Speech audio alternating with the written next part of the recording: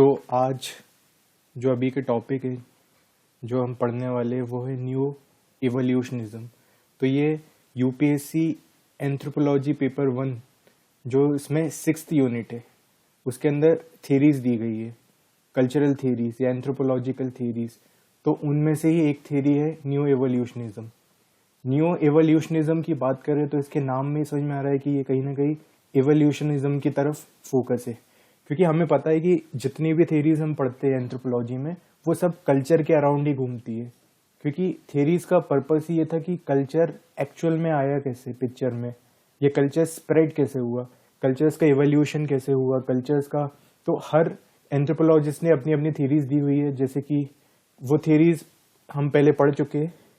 मैंने सीधा ये वाली थ्योरी से स्टार्ट किया है पढ़ाना। तो न्यू एवोल्यूशनिज्म की बात करें तो ये न्यू एवोल्यूशनिज्म, तो इस थ्योरी में क्या है कि ये थ्योरी जो है क्लासिकल एवोल्यूशनिज्म जो हम थ्योरी पढ़ते हैं सबसे पहले जो हमारे सिलेबस में दी हुई है उसी से इंस्पिरेशन लेके उसी के जो क्रिटिसिज्म्स थे उनको एड्रेस करने के लिए ये थ्योरी आई थी। अब डिफरेंस क्या है, जो क्लासिकल एवोल्यूशनिज्म थ्योरी थी वो 1860 में जो डार्विन का बायोलॉजिकल एवोल्यूशन था, है ना, डार्विन्स बायोलॉजिकल एवोल्यूशन जो हम पढ़ते हैं उससे इंस्पायर्ड होके जो हर्बर्ट स्पेंसर थे उन्होंने उसी थ्योरी को, जो बायोलॉजिकल एवोल्यूशन थ्योरी है डार्विन की कि ह्यूमंस कैसे इवॉल्व हुए, है ना, ह्यूमंस जो आज ह्यूमंस है वो कैसे बायोलॉजिकली इवॉल्व हुए अलग अलग स्टेजेस में, तो वैसे ही उनसे इंस्पायर्ड होकर क्लासिकल एवोल्यूशनिज्म थ्योरी आई थी। अब क्लासिकल एवोल्यूशनरी थ्योरी हम पढ़ चुके, उसके अंदर क्या थ्योरी होती थी, मतलब आप लोगों ने पढ़ा ही होगा। तो क्लासिकल एवोल्यूशनिज्म के अंदर हम देखते हैं कि कल्चर कैसे इवॉल्व हुआ है स्टेजेस में, जैसे कि सबसे पहले सेवेजरी था, बार्बरिज्म आया, देन सिविलाइजेशन आया। तो उसके अंदर 3 एंथ्रोपोलॉजिस्ट की बात करते हैं हम कि जैसे हर्बर्ट स्पेंसर ने तो कल्चरल एवोल्यूशन का कंसेप्ट दिया। अब उसको डिटेल आउट करने के लिए 3 एंथ्रोपोलॉजिस्ट पिक्चर में आते। सबसे पहले हमारे ईबी टाइलर अपनी थ्योरी ऑफ एवोल्यूशन की कुछ कल्चरल एवोल्यूशन के रिस्पेक्ट में कुछ स्टडीज करते, वो उसके बारे में बताते। देन हमारे एल एच मॉर्गन आते, उनकी थ्योरी हम पढ़ते। Then James Frazer. तो ये 3 एंथ्रोपोलॉजिस्ट की हम बात करते कल्चरल एवोल्यूशनिज्म में। और ये समय कब का था, तो ये लेट 19th सेंचुरी आप समझ सकते हो, लेट 19th सेंचुरी, मतलब 1860 में तो डार्विन ने थ्योरी दी थी बायोलॉजिकल एवोल्यूशन। अल्टीमेटली उसके बाद ही उसको हमने कल्चर स्टडी में एंथ्रोपोलॉजी के अंदर अप्लाई किया बायोलॉजिकल एवोल्यूशन को, जिसमें कि रोल था हर्बर्ट स्पेंसर का। देन अल्टीमेटली 1870s 80s में हम लोगों ने ये क्लासिकल एवोल्यूशनिज्म हम बोल सकते हैं शुरुआत हो गई इसकी। और 1900 में हमें पता ही है हिस्ट्री में कि 1900 आते आते एंथ्रोपोलॉजी को एक सेपरेट डिसिप्लिन की तरह स्टडी किया जाने लगा, एक स्पेसिफिक डिसिप्लिन बना दी गई, कॉलेजेस में स्टैब्लिश कर दी गई, जिसमें कि ईबी टाइलर का बहुत बड़ा रोल था। एंथ्रोपोलॉजी को कॉलेजेस के अंदर, इंस्टीट्यूशंस के अंदर एक डिसिप्लिन की तरह अलग से पढ़ा जाने लगा। देन तो न्यू एवोल्यूशनिज्म कब आते, देखो क्लासिकल एवोल्यूशन के बाद इतने सारे स्कूल से हमने देखे, diffusionism, structuralism, structural functionalism, culture personality, तो कल्चरल मटेरियलिज्म, मतलब ये सब स्कूल्स होते हैं। वैसे ही न्यू एवोल्यूशन जो आता है, न्यू इवोल्यूशनिज्म, ये 1930s 1940s के आसपास डेवलप होता है। और इसको डेवलप करने वाले 3 प्राइम हम बात कर सकते हैं, 3 तो नहीं बोलेंगे बल्कि 5 थे, Julian Steward, Leslie White, Gordon Childe, Sahlins Service. तो ऐसे 5-6 एंथ्रोपोलॉजिस्ट के बारे में हमें पढ़ना पड़ता है। तो न्यू एवोल्यूशनिज्म की जो शुरुआत हुई उसमें जूलियन स्टीवर्ट का की रोल था। अब तो आज की जो हमारी क्लास है, जो आज का लेक्चर है, वो जूलियन स्टीवर्ट पे ही फोकस करने वाला है। तो जूलियन स्टीवर्ट जो थे वो उन्होंने ही न्यू एवोल्यूशनिज्म की शुरुआत की थी। और इन्होंने, इनके जो प्रेडेसर थे, मतलब जिनसे ये लोग इंस्पायर्ड थे, जो कि थे क्लासिकल एवोल्यूशनिस्ट, उनसे इंस्पायर्ड होकर इन्होंने मल्टीलिनियर एवोल्यूशन की शुरुआत की जूलियन स्टीवर्ट ने, क्योंकि जूलियन स्टीवर्ट ही है जिन्होंने स्पेसिफिकली न्यू एवोल्यूशनिज्म स्कूल के अंदर मल्टीलिनियर एवोल्यूशन का कंसेप्ट दिया। ठीक है। और इसके बाद जो हम आगे पढ़ेंगे, गॉर्डन चाइल्ड, लेस्ली वाइट, उन्होंने यूनिवर्सल एवोल्यूशन के बारे में कंसेप्ट दिया है। देन लास्ट में सैलिन्स एंड सर्विस आएंगे, जो 2 एंथ्रोपोलॉजिस्ट थे, इन्हीं के स्टूडेंट थे, लेस्ली वाइट और आपके गॉर्डन चाइल्ड के स्टूडेंट्स थे, वो साइलेंस इन सर्विस, तो उन्होंने स्पेसिफिक एंड जनरल इवोल्यूशन का कंसेप्ट देते। तो न्यू एवोल्यूशनिज्म के अंदर हमें 3 थियरीज पढ़नी है, 3 अप्रोचेस है न्यू एवोल्यूशनिज्म के अंदर। 3 थियरीज आई है अलग अलग इस स्कूल के अंदर। पहली थियरी है मल्टीलिनियल एवोल्यूशन, दूसरी थियरी हो गई यूनिवर्सल एवोल्यूशन, तीसरी हो गई जनरल एंड स्पेसिफिक एवोल्यूशन। तो आज हम मल्टीलिनियर एवोल्यूशन पढ़ने वाले हैं। फिर इसमें मल्टीलिनियर एवोल्यूशन में अब इसको हम आगे देखते हैं कि ये क्या है, मल्टीलिनियर एवोल्यूशन एक्चुअली क्या बात कर रहा है। तो देखिए, आप लोग को पता ही होगा कि जब हम क्लासिकल इवोल्यूशनिज्म पढ़ते हैं,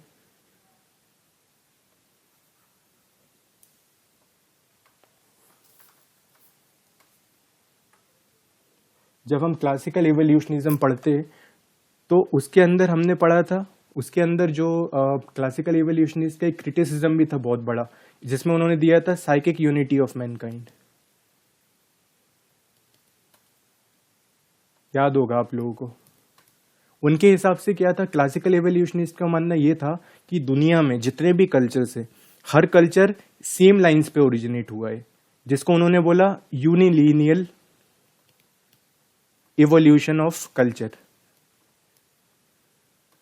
यूनिलीनियल इवोल्यूशन ऑफ कल्चर का मतलब ये होता है कि हर जगह पे, चाहे आप अफ्रीका ले लो, चाहे आप यूरोप ले लो, चाहे एशिया ले लो, कोई भी कॉन्टिनेंट आप ले लो, जहाँ पे भी ह्यूमंस इवॉल्व हुए हैं या कल्चर इवॉल्व हुआ है, सॉरी कल्चर इवॉल्व जो हुआ है वो एक ही लाइन पे हुआ है। और ये अपनी थ्योरीज में भी बताने की कोशिश करते हैं। इन्होंने क्या लाइन बताई थी कि भाई हर एक कल्चर सेवेजरी से आया है, बार्बरिज्म की तरफ गया है, देन सिविलाइजेशन। अब सेवेजरी में हम हंटिंग गैदरिंग रख लेते, बार्बरिज्म के अंदर हम एग्रीकल्चर को रख लेते, सिविलाइजेशन के अंदर हम इंडस्ट्रियलाइजेशन, सिटीज वगैरह का डेवलप होना, वो सब हम सिविलाइजेशन में रख लेते हैं। तो ये यूनिलीनियल इवोल्यूशन है, मतलब एक ही लाइन के अलोंग हर कल्चर इवॉल्व हुआ है। हर कल्चर पहले सेवेजरी में था, देन बार्बरिज्म स्टेज में गया वो, देन बार्बरिज्म स्टेज के बाद और इवॉल्व हुआ कल्चर उनका, वो फिर सिविलाइजेशन की तरफ चली गई। तो ये यूनिलीनियल इवोल्यूशन कहलाता है कि भाई हर कल्चर, ये एक यूनिवर्सल थ्योरी दी थी इन्होंने, है ना। याद रखना, जो क्लासिकल इवोल्यूशनिज्म था वो यूनिवर्सल थ्योरी पे फोकस करता है। उनका एम ही था कि एक यूनिवर्सल थ्योरी होनी चाहिए कल्चर इवोल्यूशन को समझाने के लिए, ठीक है। तो इनका यही फोकस था और ये इन्होंने यूनिलीनियल इवोल्यूशन का के बारे में बताया। अब हम मल्टीलीनियल इवोल्यूशन की बात करेंगे अगर, तो मल्टीलीनियल इवोल्यूशन जो है ना, वो जस्ट इसकी अलग चीज बताने की कोशिश करता है। हाँ, एक बात और कि जो क्लासिकल इवोल्यूशनिज्म थे, उन्होंने जब बोला था कि कल्चर जो होता है वो एक ही लाइन के अराउंड इवॉल्व होता है, एक ही लाइन पे डेवलप होता है कल्चर, जिसको उन्होंने यूनिलीनियल बोला। और 3 स्टेजेस जो हम देख चुके हैं कि पहले हंटिंग गैदरिंग थी, फिर आपकी एग्रीकल्चर आई। हर एक सोसाइटी, हर एक कल्चर का बोल रहे हैं, यूनिवर्सल थ्योरी है ना। हर ट्राइब के लिए, हर कल्चर के लिए ये चीज फॉलो होगी। अब उसमें बाकी चीजें थी, वो देख आप लोगों ने पढ़ा ही होगा कि स्किप स्टेजेस जो है वो स्किप हो सकती है। हो सकता है हंटिंग गैदरिंग के बाद एग्रीकल्चर नहीं आए, सीधा सिविलाइजेशन आए, है ना। पर जो भी कल्चर इवॉल्व होगा वो इन तीनों के ही अलोंग होगा, है ना। हंटिंग गैदरिंग होगी, एग्रीकल्चर होगा, सिविलाइजेशन होगा, इन तीनों के अलावा कुछ नहीं होगा। कल्चर इन 3 ही स्टेजेस में इवॉल्व होगा, इसलिए इनको यूनिलीनियर बोल दिया। अब ये जो जूलियन स्टीवर्ट आए, इन्होंने क्या किया होगा, इन्होंने सोचा कि यार कल्चर को हम इवोल्यूशन के बारे में समझाए अप्रोच रख के। पर इन्होंने देखा कि यार इतने सारे स्कूल्स आए, उसमें किसने फोकस किया है, और इन्होंने ऑलरेडी पढ़ा हुआ होगा क्लासिकल इवोल्यूशनिज्म के बारे में, तो इन्होंने उनके क्रिटिसिज्म्स को भी पढ़ा होगा, जिसमें कि क्लासिकल इवोल्यूशनिस्ट ने बता दिया था कि भाई ये जो यूनिलीनियर इवोल्यूशन हो रहा है, इसका कारण है, सबसे बड़ा कारण है साइकिक यूनिटी ऑफ मैनकाइंड। जिसका मतलब था कि इस दुनिया में हर एक इंसान एक ही तरीके से सोचता है। साइकिक यूनिटी ऑफ मैनकाइंड का मतलब हर एक इंसान का जो कॉग्निटिव एंड मेंटल मेकअप है वो सेम है, ठीक है भाई। तो ये उन्होंने थ्योरी दी हुई थी और इसके बेसिस पे उन्होंने यूनिलीनियल इवोल्यूशन ऑफ कल्चर को एक्सप्लेन कर दिया था, ठीक है। और जिसमें उन्होंने कल्चर पैरेलल्स की मदद ली थी कि हर सोसाइटी इररिस्पेक्टिव ऑफ मतलब वो जियोग्राफिकली आइसोलेटेड होने के बावजूद भी वो सिमिलैरिटी शो करते। कल्चर पैरेलल्स का मतलब वही था ना कि 2 रीजन जोग्राफिकली आइसोलेटेड है, उसके बावजूद भी उनके कल्चर में सिमिलरिटीज देखने को मिल रही है, सेम टूल्स देखने को मिल रहे हैं, है ना। तो उसके पीछे कारण क्या था कि हर इंसान है वो एक ही तरीके से सोचता है, जिसको उन्होंने साइकिक यूनिटी ऑफ मैनकाइंड बोल दिया था, और जिसमें उन्होंने मदद ली थी कल्चर पैरेलल्स की एविडेंस के तौर पे। क्योंकि भाई आप कैसे प्रूव करोगे कि हर इंसान एक ही तरह सोचता है, तो उसके लिए उन्होंने कल्चर पैरेलल्स का एग्जाम्पल दे दिया था कि भाई कल्चर पैरेलल्स को ध्यान में रखते हुए आप समझ सकते हो कि सब एक ही तरह सोचते हैं, और इसके लिए उनको बहुत क्रिटिसाइज किया गया था। तो जो जूलियन स्टीवर्ट थे भाई, इन्होंने क्या सोचा कि इनके मुताबिक कल्चर जो है वो सिर्फ एक ही लाइन के अराउंड नहीं इवॉल्व होता है। जैसे जो क्लासिकल एवोल्यूशनिस्ट ने बोल दिया ना कि भाई कल्चर जो होता है वो यूनिलिनियर एवोल्यूशन शो करता है, इन्होंने बोला नहीं, कल्चर जो है वो यूनिलिनियर एवोल्यूशन शो नहीं करता। अब ये उन्होंने कैसे समझाया, ये चीज उन्होंने कैसे प्रूफ की, तो इन्होंने मल्टीलिनियर एवोल्यूशन का कंसेप्ट दिया, ठीक है, जूलियन स्टीवर्ट ने। अब इन्होंने क्या किया, अब इनका पर्पस भी वही था कि कल्चर कैसे डेवलप हुआ है, तो वो ये बता पाए कल्चर कैसे इवॉल्व हुआ है। तो आप ऐसे सोच सकते हो कि जब हम ये थ्योरी पढ़ते न्यू एवोल्यूशनिज्म, और उसके अंदर हम जूलियन स्टीवर्ट पढ़ते, तो जूलियन स्टीवर्ट के अंदर हम 2 टॉपिक्स पढ़ते हैं जिसपे क्वेश्चन आ सकते हैं, क्वेश्चंस आते हैं इनफैक्ट। तो मल्टीलिनियर एवोल्यूशन क्या होता है, कल्चरल इकोलॉजिकल अप्रोच क्या होती है। तो कुछ नहीं है, ये दोनों इंटरडिपेंडेंट है। मतलब बेसिकली अगर आप मल्टीलिनियर एवोल्यूशन इन्होंने थ्योरी दी जिसमें उन्होंने बताया कि कल्चर अलग अलग लाइंस पे इवॉल्व होता है ना, वो हम आगे देखेंगे, उसका एग्जांपल मैं बता दूंगा आगे कैसे अलग अलग लाइंस में बोलना चाह रहा हूँ। मल्टीलिनियर एवोल्यूशन, अब उसको प्रूव करने के लिए ये तो उनका एंड हो गया, मतलब ये थ्योरी उन्होंने बेसिकली डिराइव की मल्टीलिनियर एवोल्यूशन। इसको एक्सप्लेन करने के लिए इन्होंने कल्चरल इकोलॉजिकल अप्रोच का सहारा लिया, मतलब ये अप्रोच इन्होंने यूज करके ये एंड अचीव किया है। तो आप ऐसा समझ सकते हो कि कल्चरल इकोलॉजिकल अप्रोच एक मीन्स हो गया और मल्टीलिनियर एवोल्यूशन आपका एक एंड हो गया जिसको आप अचीव करना चाह रहे हो, है ना। तो इन्होंने इस मेथोडोलॉजी का यूज करके ये थ्योरी उन्होंने डिराइव की। जैसे हमने पढ़ा ना क्लासिकल एवोल्यूशनिज्म में, उन्होंने क्लासिकल एवोल्यूशनिज्म को एक्सप्लेन करने के लिए साइकिक यूनिटी ऑफ मैनकाइंड को आधार बनाया था, है ना। तो वैसे ही इन्होंने कल्चरल इकोलॉजी अप्रोच, क्योंकि क्या होता है ना कि कोई भी थ्योरी को आपको प्रूव करना है तो एंथ्रोपोलॉजिस्ट को उस थ्योरी को अप्रोच करने के लिए खुद एक मेथोडोलॉजी भी बतानी पड़ती है कि आपने किस बेसिस पे इस चीज को प्रूव किया है। तो ये आ जाता है। अब मल्टीलिनियर एवोल्यूशन होता क्या है, कि कब आया, तो जो जूलियन स्टीवर्ट है उन्होंने अपनी book the theory of cultural change 1955, उस बुक के अंदर इन्होंने मल्टीलिनियर एवोल्यूशन का जिक्र किया था, उसके बारे में बताया था। इनके हिसाब से इनका क्या मानना था, that not every culture went through the same process of evolution, ठीक है। Some cultures have developed in one line, the other cultures have developed in the different line and so on, thus creating a multilinear evolution. समझ गए आप, मतलब जैसे आप अगर 3 अलग कल्चर ले, ए कल्चर है, ये बी कल्चर है, ये सी कल्चर है। अब जरूरी नहीं है कि ए कल्चर भी सेवेजरी बार्बरिज्म सिविलाइजेशन में जाएगा, ये भी सेवेजरी बार्बरिज्म सिविलाइजेशन में, ये भी सिविलाइज, है ना। तो ये तीनों सेम जाएंगे। इनका ये भी हो सकता है कि हो सकता है ये जो ए है ये हंटिंग गैदरिंग में रहे, है ना, हंटिंग गैदरिंग के बाद ये पेस्टोरलिज्म में चला जाए, मतलब भाई एग्रीकल्चर से पहले पेस्टोरलिज्म में चला जाए। ये वाला कल्चर जो बी कल्चर लो आप, ये हो सकता है हंटिंग गैदरिंग में रहे, फिर एग्रीकल्चर में ही आए, देन सिविलाइजेशन। सी वाला है ये हो सकता है हंटिंग गैदरिंग से ही ये सीधा पेस्टोरलिज्म से स्टार्ट हो।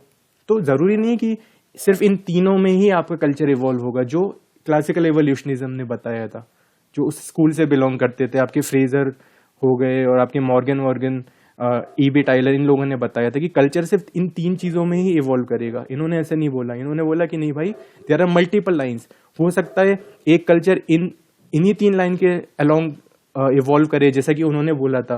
पर उन्होंने क्या किया था क्लासिकल एवोल्यूशनिस्ट ने, उन्होंने बोला था कि हर culture irrespective of geographical location सिर्फ इन 3 ही चीजों में इवॉल्व करेगा, है ना। पर इनके हिसाब से नहीं भाई, इवोल्यूशन लाइंस में 3-4 स्टेजेस भी हो सकती है, 5 स्टेजेस भी हो सकती है, 2 स्टेजेस भी हो सकती है। तो ये इनका मानना था कि हर कल्चर अलग अलग लाइंस के अलोंग इवॉल्व करता है ना। तो मल्टीलिनियर एवोल्यूशन आप समझ गए। फिर Stewarts methodological approach to multilinear evolution was to select for detailed comparison a small number of particular cultures that were in similar environment. अब देखो, उनको मल्टीलिनियल अप्रोच को एक्सप्लेन करना है। अब अगर हम उसके लिए, हमें ये समझने के लिए हमें पहले जुलियन स्टीवर्ट के बारे में समझना पड़ेगा कि जुलियन स्टीवर्ट जो थे ना, उनका मानना था कि अगर आपको कल्चर को स्टडी करना है तो जो आपकी अप्रोच है वो साइंटिफिक अप्रोच होनी चाहिए, है ना। साइंटिफिक अप्रोच होनी चाहिए, रैशनल अप्रोच होनी चाहिए, जिसमें आप कुछ ऑब्जर्व करो, उसके बाद ही आप कुछ थ्योरी को डिराइव करो, साइंटिफिक अप्रोच हो। तो इनका मानना यही था कि एंथ्रोपोलॉजी को जो स्टडी किया जाता है वो साइंटिफिक तरीके से स्टडी किया जाना चाहिए एंथ्रोपोलॉजी को। तो इन्होंने, अब इनको देखो, मल्टीलिनियल अप्रोच इवोल्यूशन को एक्सप्लेन करना था, मल्टीलिनियल इवोल्यूशन को, है ना।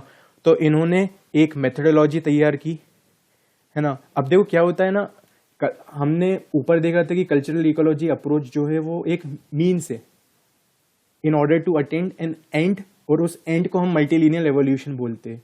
अब आप ही बताओ कि अगर आपको कोई कल्चर को स्टडी करना है तो उसके लिए आप उन कल्चर को कैसे चूज करोगे, तो उसके लिए आप कुछ क्राइटेरिया पहले से फिक्स करके रखते हो, है ना। तो इन्होंने अपनी जो एक मेथोडोलॉजी दी मल्टीलिनियल एवोल्यूशन को प्रूव करने के लिए, उसको समझाने के लिए, इन्होंने बोला कि पहली बात तो ये कि आप एक कल्चर को सिर्फ स्टडी नहीं कर सकते, आपको कुछ मल्टीपल कल्चर्स को स्टडी करना है अलग अलग टाइम पे, और देन आप उनको कंपेयर करोगे ताकि आप बता पाओ कि हाँ भाई इन कल्चर में ये सिमिलैरिटीज है और ये इस बेसिस पे इवॉल्व हुए कल्चर।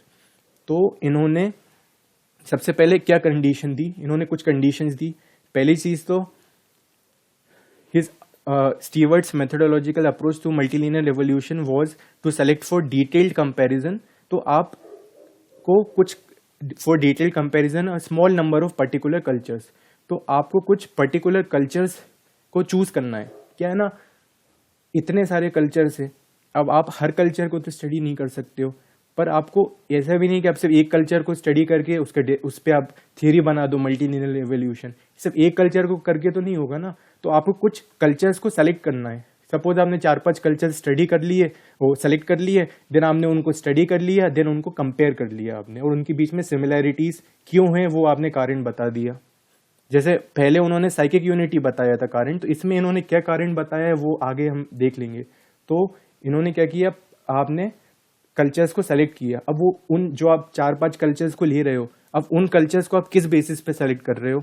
तो पहली चीज, जो आप कल्चर्स सेलेक्ट कर रहे हो वो सिमिलर इन्वायरमेंट में होने चाहिए। सिमिलर इन्वायरमेंट मतलब या तो जो आप ट्राइबल कल्चर या जो भी आप कल्चर ले रहे हो, जो भी आप ट्राइब्स को स्टडी कर रहे हो, या तो वो ट्राइब्स हो, वो डेजर्ट ट्राइब्स हो, मतलब जो आपने 4-5 ट्राइब्स को लिया है वो 4-5 ट्राइब्स आपकी डेजर्ट में पाई जाती हो, या वो 4-5 ट्राइब्स आपकी फॉरेस्ट ट्राइब्स हो, या वो 4-5 ट्राइब्स आपकी हिल ट्राइब्स हो, या 4-5 ट्राइब्स आपकी फॉरेस्ट ट्राइब्स हो, या प्लेन ट्राइब्स हो, है ना, जो हॉर्टिकल्चर में इन्वॉल्व हो, हॉर्टिकल्चरलिस्ट ट्राइब्स हो।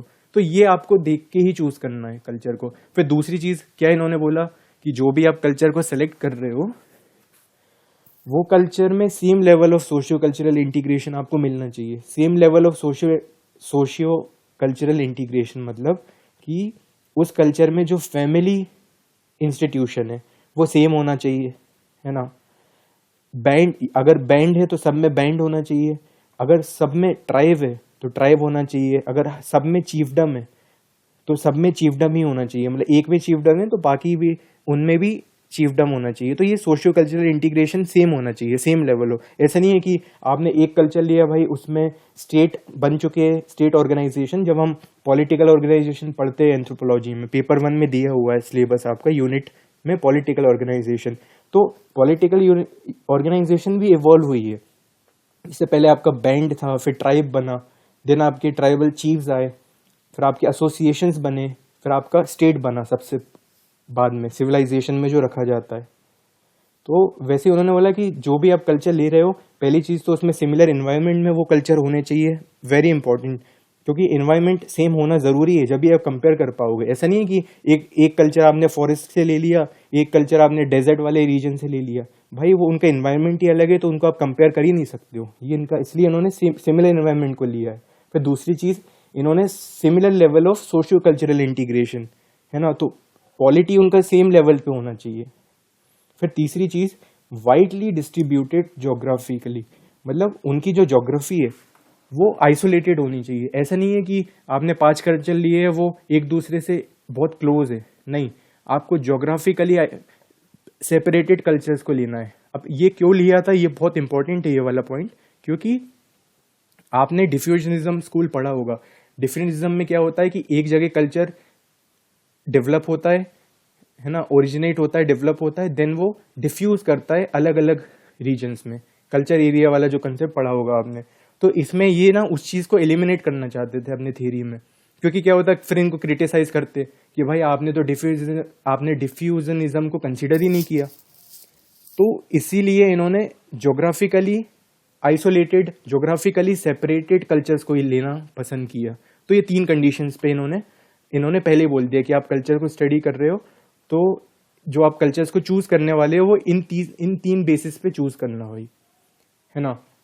उसके बाद accordingly similarities in the sample of cultures that Steward selected would have to be the result of parallel adaptations that is similar responses to similar environmental conditions. अब देखो, हमने यहाँ पे बोल ही दिया था कि जोग्राफिकली आपने सेपरेटेड कल्चर्स को लिया है जो बहुत दूर दूर है। जैसे एक कल्चर अगर एशिया में है तो दूसरा कल्चर थोड़ा दूर है उससे, दूसरे कॉन्टिनेंट में आ गया या उसी कॉन्टिनेंट में दूर है, एकदम क्लोज नहीं है जोग्राफिकली, ठीक है। फिर है ना, और सिमिलर इन्वायरमेंट में लिया है हमने, है ना, similar environment but widely separated geographically. तो भाई आप ही बताओ कि अगर कोई 2 कल्चर है जो जोग्राफिकली सेपरेटेड है, मतलब उसमें डिफ्यूजन काम नहीं कर रहा है ना, आप ये नहीं बोल सकते कि ये सिमिलैरिटीज इन दोनों में, 2 कल्चर में सिमिलैरिटी जो आई है वो डिफ्यूजनिज्म की वजह से आई है, मतलब एक कल्चर से दूसरे कल्चर में डिफ्यूजन हुआ है कुछ ट्रेड्स का, इसलिए वो सिमिलैरिटी आप नहीं बोल पाओगे। तो इसमें एक ही कारण निकल के आएगा कि जो सिमिलैरिटी है दो कल्चर में, वो सिमिलैरिटी पैरेलल अडैप्टेशन की वजह से। पैरेलल अडैप्टेशन मतलब एक कल्चर में एक समय पे जो टेक्नोलॉजी या जो भी टेक्नोलॉजी चल रही है और दूसरे कल्चर में भी वही टेक्नोलॉजी यूज हो रही है। और क्यों हो रही है? Because of similar environment. क्योंकि हमने सिमिलर इन्वायरमेंट लिया है ना, एक अगर फॉरेस्ट ट्राइब है, दूसरी भी फॉरेस्ट ट्राइब है, अगर इस कल्चर में ये लोग एक्स यूज कर रहे हैं, हथौड़ी कुल्हाड़ी, तो इस कल्चर में भी ये लोग एक्स ही यूज कर रहे हैं। क्यों? क्योंकि भाई दोनों ही फॉरेस्ट इन्वायरमेंट में, दोनों को ही लकड़ियां काटनी है, उसके लिए इनको एक्स चाहिए। तो इसमें कोई डिफ्यूजन वाला खेल ही नहीं है, इसमें खेल हो रहा है इन्वायरमेंट का, सिमिलर इन्वायरमेंट। जैसे उन्होंने क्लासिकल एवोल्यूशनिस्ट क्या बोलते थे कि अगर आपको सेम सिमिलैरिटीज मिल रही है कल्चर में, वो साइकिक यूनिटी ऑफ मैनकाइंड की वजह से मिल रही है, तो वो इरेशनल चीज थी, वो साइंटिफिकली आप प्रूव नहीं कर सकते थे। तो इन्होंने बोला कि नहीं, इन्वायरमेंट की वजह से ही सिमिलैरिटी आपको मिल रही है 2 कल्चर में।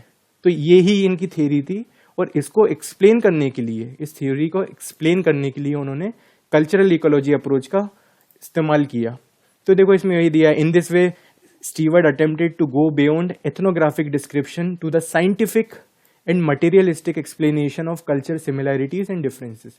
तो इन्होंने साइंटिफिक और मटेरियलिस्ट एक्सप्लेनेशन का यूज किया कल्चर सिमिलैरिटीज को बताने के लिए। ऐसा नहीं है कि उन्होंने बस एक बोल दिया कि नहीं साइकिक यूनिटी ऑफ मैनकाइंड की वजह से अब मान लो, अब तो वैसा नहीं था। अब इसमें अब हम देखते कल्चर इकोलॉजिकल अप्रोच है क्या, मतलब जिसके बेसिस पे इन्होंने इस चीज को बताया है। तो कल्चर इकोलॉजिकल अप्रोच की बात करें तो देखो, मैंने जैसे स्टार्टिंग में बोला था कि जो जूलियन स्टीवर्ट थे, ये हमेशा ईगर थे, मतलब ये हमेशा चाहते थे कि कल्चर को अगर एक्सप्लेन करना है तो उसको साइंटिफिक और मटेरियलिस्टिक एक्सप्लेनेशन की जरूरत है कल्चर को। तो साइंटिफिकली आप कल्चर को स्टडी करना मतलब आपको ये बताना है कि साइंटिफिकली कोई 2 कल्चर है, ए कल्चर है, बी कल्चर, इनके बीच में जो सिमिलैरिटीज है इन दोनों कल्चर के बीच में, उनका बेसिस क्या है, तो उसी को कोजैलिटी बोलते हैं, है ना। तो ये टर्म आप यूज कर सकते हो आंसर लिखते वक्त कि ये आपको यूज करना ही है, क्योंकि क्या है ना, कल्चरल कोजैलिटी का मतलब होता है कि किन्हीं 2 कल्चर या किन्हीं 3 कल्चर्स में जो भी सिमिलैरिटीज आ रही है उसके पीछे का रीजन क्या है, तो उसको कल्चरल कोजैलिटी। तो ये बड़े ईगर थे कि यार ऐसा क्यों है, कल्चर में सिमिलैरिटीज क्यों आ रही है। तो इसलिए उन्होंने ये उनकी अप्रोच, इसलिए उसी के लिए उन्होंने कल्चरल इकोलॉजिकल अप्रोच को डिराइव किया कि भाई ये रीजन दिया उन्होंने सिमिलैरिटीज का। अब Stewart persistently developed the theoretical and methodological framework for studying cultural changes, adaptation in which environmental influences were specially important. तो देखो सीधी बात है, उन्होंने कल्चर्स को ऐसे ही चूज किया था जिसमें उन्होंने इन्वायरमेंट को सेम रखा था। तो इससे वो यही बताना चाह रहे थे कि जो कल्चर चेंज होता है या कल्चर का इवोल्यूशन होता है वो इन्वायरमेंट के इवोल्यूशन या इन्वायरमेंट के चेंज की वजह से ही होता है। अगर आपके इन्वायरमेंट में चेंज आएगा तो उस इन्वायरमेंट में अडॉप्ट करने के लिए आपको अपने कल्चर को भी चेंज करना पड़ेगा, है ना। तो यही इन्होंने बताया कल्चरल इकोलॉजिकल अप्रोच के थ्रू, मतलब ये उन्होंने एक मेथडोलॉजी डेवलप की और इसी चीज को वो प्रूव करना चाह रहे थे। इन शॉर्ट वो इन्वायरमेंट को बताना चाहते थे कि कल्चर चेंज में रिस्पॉन्सिबल कैसे इन्वायरमेंट। फिर based on ethnographic and ethnological studies, he concluded that both environment and culture are in dielectric interplay. Dielectric interplay with each other, hence they are not a part of separate spheres. देखो अभी तक क्या होता था ना, anthropology के अंदर जब कल्चर पढ़ा जाता था, हम पहले के स्कूल्स की बात करें जो इससे पहले कवर हो जाते, तो उनमें कल्चरल इवोल्यूशनिज्म जो हमने पढ़ा था उसमें इन्वायरमेंट की कोई बात ही नहीं की थी, है ना। उसमें उन्होंने इन्वायरमेंटल फैक्टर्स को, डिफ्यूजनिज्म को तो अवॉइड ही कर दिया था। तो यहाँ पे जब हम बात करते हैं, इनका मानना ये था जूलियन स्टीवर्ट का कि आप कल्चर और इन्वायरमेंट को अलग अलग मत देखो, आप कल्चर और इन्वायरमेंट को एक ही कॉइन के दो पहलू के तौर पे देखो आप, है ना। So according to him culture and environment are two sides of a same coin, ये मान के ये चलते थे। तो यही इसमें लिखा हुआ है कि इन्होंने स्टडीज से ये कंक्लूड किया कि इन्वायरमेंट और culture they are in dielectric interplay with each other. Dielectric interplay का मतलब ये होता है कि कोई दो कॉन्ट्रास्टिंग चीजों का एक साथ एग्जिस्ट करना। जैसे कि आपको कोई बोले कि स्प्रिंग सीजन चल रहा है, ठीक है, और स्प्रिंग सीजन में स्नोफॉल हो रही है। अब दोनों कॉन्ट्रास्टिंग चीज है, सीधी बात है ना। आप भी सोचोगे कि यार स्प्रिंग सीजन में स्नोफॉल कैसे हो सकता है ना। स्प्रिंग सीजन में स्नोफॉल हो ही नहीं सकता, या स्नोफॉल हो रहा है तो स्प्रिंग सीजन नहीं होगा, कोई दूसरा सीजन होगा। मतलब इंडिया में नहीं होता है, मतलब अपन इन जनरल बात कर रहे हैं। तो ये दो कॉन्ट्रास्टिंग चीजें हैं, मतलब एक चीज एग्जिस्ट कर रही है अलग है और ये चीज का रीजन अलग है, पर दोनों तो भी एग्जिस्ट कर रहे हैं साथ में। तो वैसे ही इन्वायरमेंट और कल्चर ऑल्दो दोनों एक दूसरे को अपोज करती है, पर तो भी दोनों साथ में एग्जिस्ट करती है। कैसे, तो वो हम देख चुके हैं कि इन्वायरमेंट कैसे कल्चर को इन्फ्लुएंस कर रही है और कल्चर कैसे इन्वायरमेंट को इन्फ्लुएंस कर रहा है। So they are not a part of separate spheres, rather they are a part of same sphere. एक ही सिक्के के दो पहलू है। तो ये इनकी थ्योरी का बोलना था कि इन शॉर्ट आप जब भी किसी कल्चर को स्टडी करो तो आप उस कल्चर की इन्वायरमेंट को भी स्टडी करो। फिजिकल इन्वायरमेंट की बात हो रही है यहाँ पे, फिजिकल इन्वायरमेंट, क्लाइमेट कैसा है वहाँ का, है ना। तो उन चीज़ों को फोकस करना है। अब देखो कल्चरल, अब हमने देख लिया कि जो मल्टीलिनियर इवोल्यूशन होता है उसमें कुछ कल्चर्स को सेलेक्ट किया जाता है ना, बेस्ड ऑन 3 फैक्टर्स जो उन्होंने कल्चर के बताए थे, है ना, कि सेम इन्वायरमेंट होना चाहिए। फिर दूसरा था कि जोग्राफिकली आइसोलेटेड होने चाहिए, कल्चर थोड़े दूर होने चाहिए, वाइडली सेपरेटेड होने चाहिए, है ना। और तीसरी चीज़ उन्होंने बताई थी कि जो कल्चर्स को आप स्टडी कर रहे हो वो क्या थी अपनी तीसरी चीज,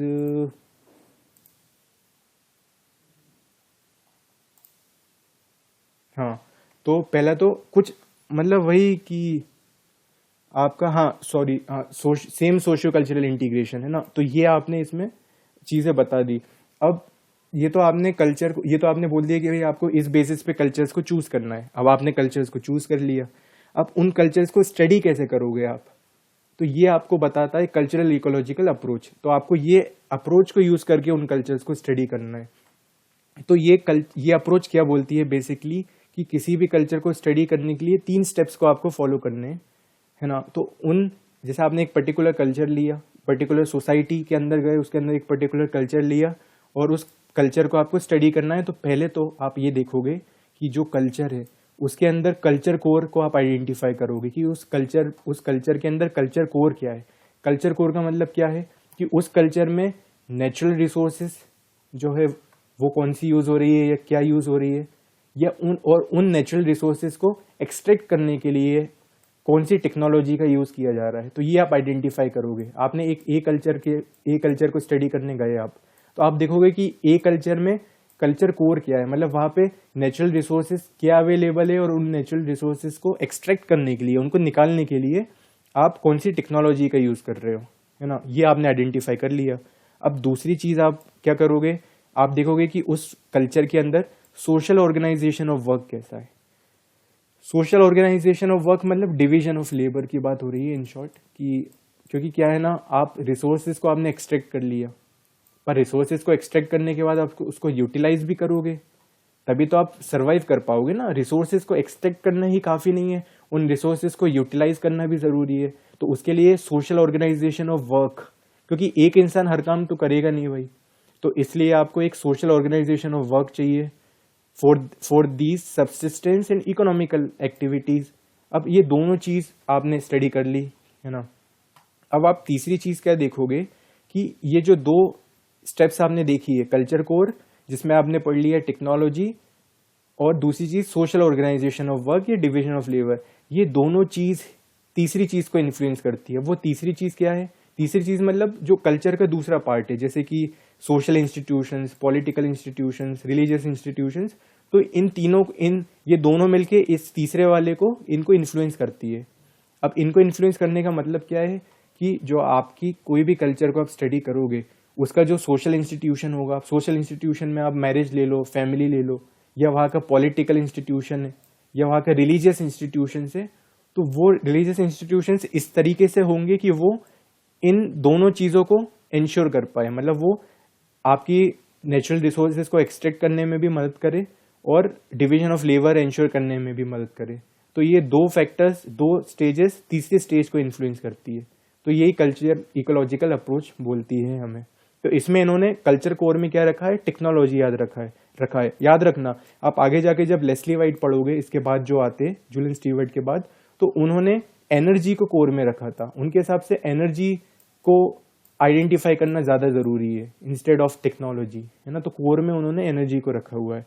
तो इस तरीके से Steward developed an ecological framework for describing and to some degree explaining a particular culture, है ना, क्योंकि हमने एक कल्चर को स्टडी करने का तरीका बताया है ये उन्होंने।